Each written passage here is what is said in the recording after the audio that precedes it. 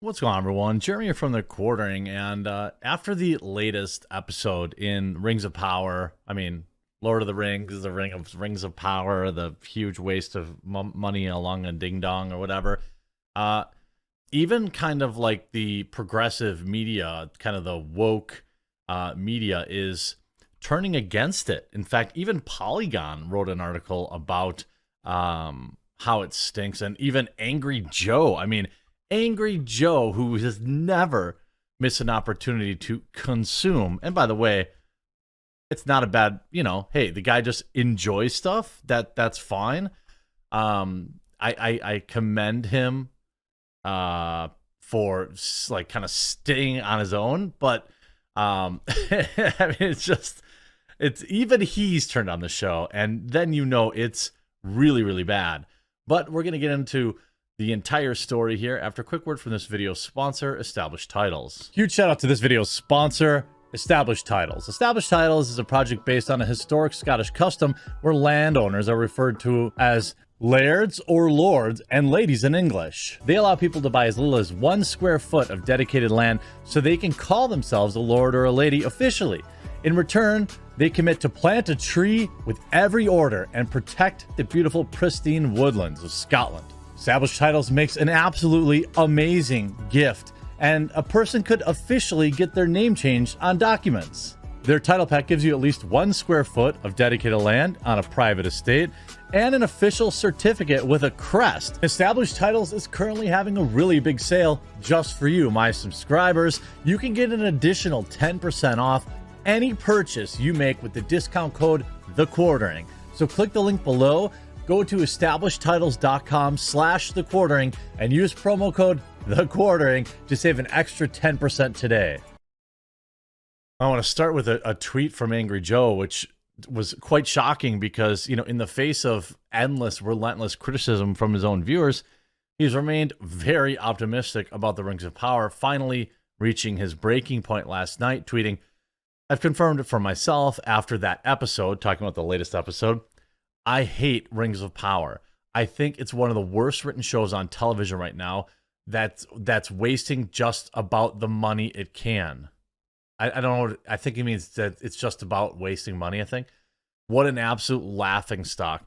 Tolkien is a gold standard. This is just embarrassing. He's not wrong. A lot of people saying it took 7 episodes. Well, we all get there at some point. Took me a while too. Let's be real. Most people hated this show before it was out because they wanted to hate it. I was giving it a chance and took it up past a few episodes, but I have to agree it's bad. There's nothing wrong with trying to stay optimistic and give a show a chance. I've said even to myself that, or I've said in these videos that I'm still going to give the show a chance. I'm still going to try to, make something happen. Maybe it'll come around, but it just hasn't in any real meaningful way. There's just nothing going on. And that's exactly what most people now are finally pointing out. A lot of people, it's 5 episodes too late. I couldn't get past it. This is what I'm talking about when we see the Nielsen ratings for anything past episode 1 and 2. I don't know why they take so long to release, but I am expecting a very significant downfall. And even me, in terms of viewing it, finally we got through She-Hulk. Consuming that show for the sake of this show was already kind of annoying because of how much time it took up. But that's nothing in comparison to the Rings of Power, which eats up an hour and a half of my week, sucking just the biggest balls imaginable. And you have even, look at this, Polygon writing, "The Rings of Power is holding Galadriel back. Amazon's show hasn't earned the elf warrior's emotional journey." It writes, "The Rings of Power introduced Galadriel to audiences as if her total toughness was a preordained fact. It was assumed that she was just something everyone knew. Like the showrunner saying, 'She's Kate Blanchett from Lord of the Rings. You know her. She's cool.' But the show never really actually did any work to establish her competence as one of the world's greatest immortal warriors or her credentials as one of the most brilliant and ambitious elves. What they're probably saying without saying it, you probably won't see this word in this article, but I think it's all coming, it's on the tip of your tongues. That's right. They have turned Galadriel in this show into like a Mary Sue.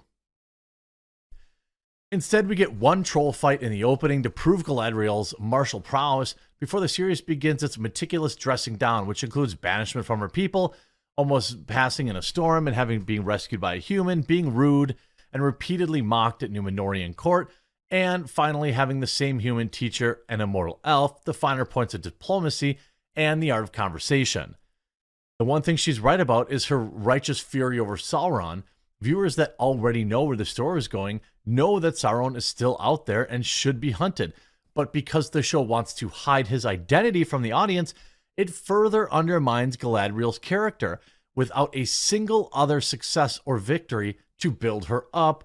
With this mystery of his sigil so easily solved in episode 3, it feels like Sauron's continued omission simply adds her to a long list of mistakes.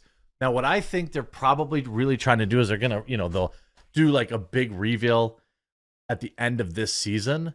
But like, I'm not sure that you can wait that long. I don't think that you can wait much longer. I mean, honestly, I think, and hey, look, I could be wrong.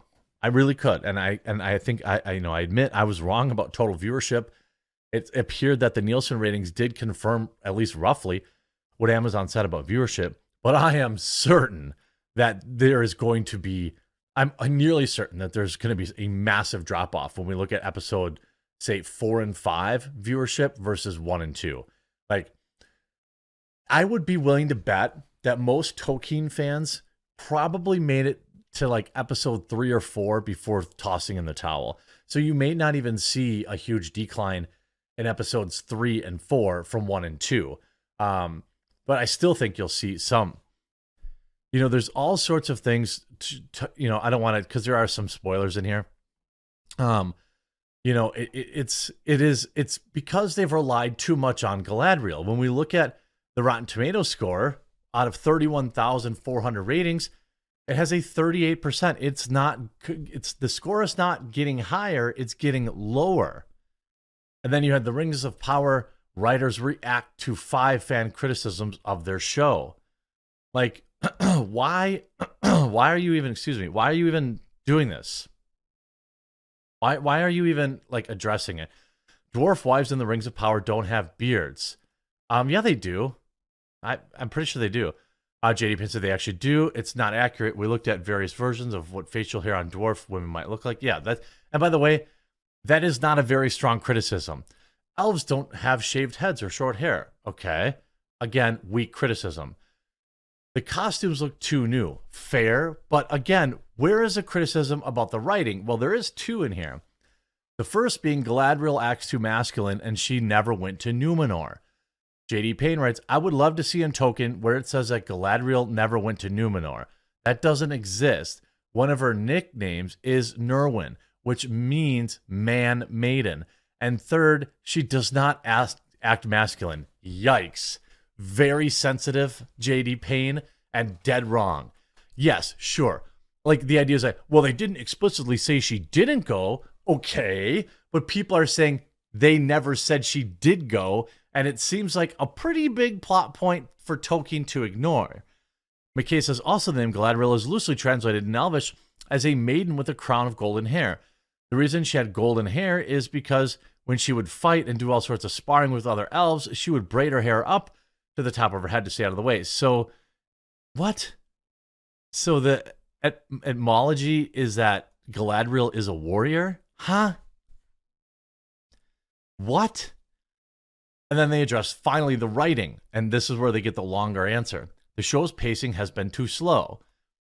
Even fans of the show would agree with this, right? I hope that they can key in for the journey. A lot of blockbusters have a breakneck pace where you're wheeled from one set piece to the next until all collapses under its own weight. Tolkien will take his time and let you sink into characters to journeys, and that can be hard in Tolkien. I hope people will have the patience to settle in for a Tolkien epic. Bruh. We've had 10 hours of the show almost. 10 hours. Okay? Enough time to watch the entire Lord of the Rings trilogy.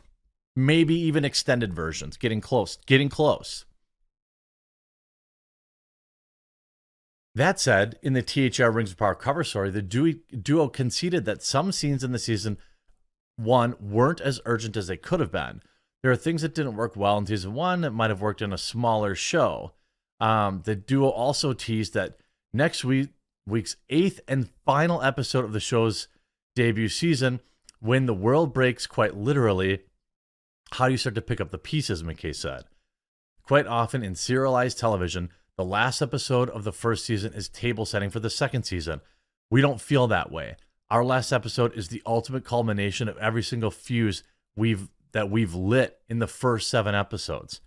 Hopefully, people are really satisfied with the big booms that happen, though they might be emotional booms rather than volcanic ones. What? Cringe. Cringe. Like, what? I mean, so like you address the criticisms, of course, but you just don't understand why people don't like the show. I don't think that this show, I've said it before and I'll say it again. I start saying this after episode 2, that like, I just don't know. I mean, give it time. Bro, next week is the season finale. The season finale. I just don't see. I mean, it better be the best 1 hour of television in history. And the thing is, I've already seen peak Rings of Power is, Galadriel laying down off the side of her horse for like 45 minutes and then just touching an orc with her sword and having him blow up into a million pieces. I mean, is it going to be more of that? I think at the end of the day, the Rings of Power suffers from several things that are like intrinsic to the show, that are ingrained in the show, that they cannot fix. 1, the writing is terrible, that they can fix. 2, Galadriel is just not likable, and you can't fix that. They can't kill off her character because, well, she's not. That doesn't happen. They could move the story away from her, but there's really nobody else anyone likes. Don Lemon, people like that character. I mean, I've never rooted for the orcs in my life until this series. I think the show has fatal flaws, and I am certain that when we see the viewership numbers from Nielsen for anything after the second episode, it's going to be exposed, and I have a feeling that's why they're holding it back. I hope you enjoyed this video. If you did, make sure you leave a like on it. You click that red subscribe button down below, and we'll talk to you again real soon.